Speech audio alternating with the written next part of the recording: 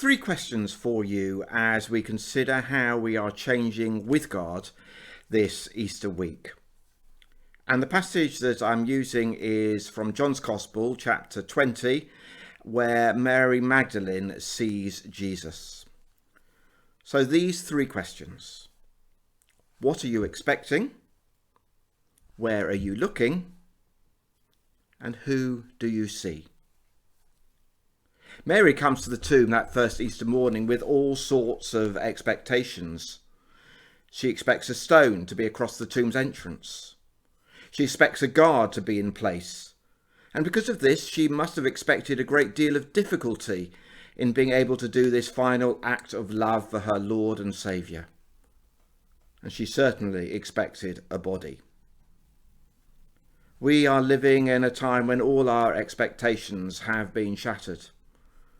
This is not where we wanted to be. This is not what we were meant to be doing. But hang on in there.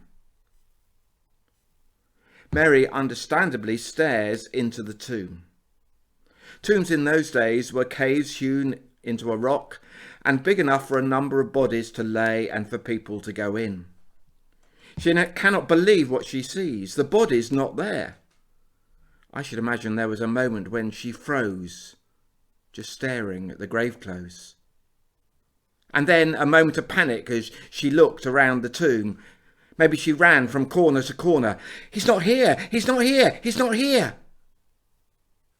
And then maybe despair as she fell to her knees, distraught because she couldn't do this one final thing for her Lord and Master.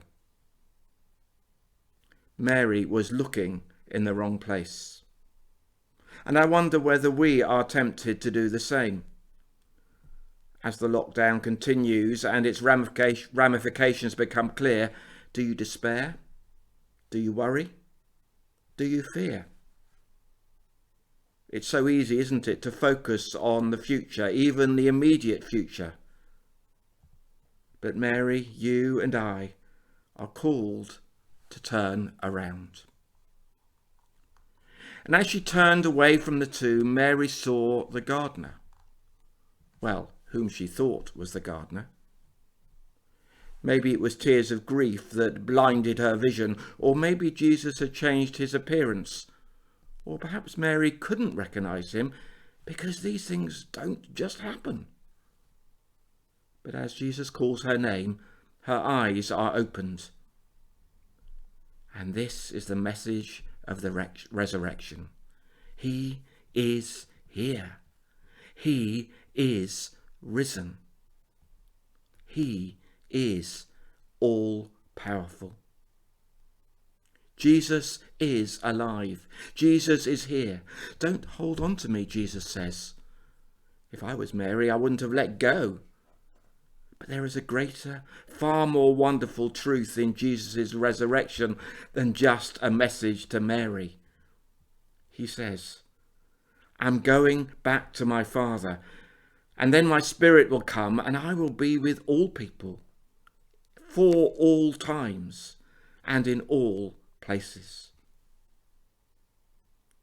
We are called to be changing with God today. So as you spend some time asking those three questions of yourself, what are you expecting? Maybe your expectations need to change today. Where are you looking? For what you focus on, you empower. And then as you pray, as you connect with God, who do you see? Let him call your name. And as he does that, because he will, rejoice because he has defeated death. Be confident in him, be filled with hope, and pray with confidence. For God's power that raised Jesus from the dead is more than sufficient for this day, this time, and evermore.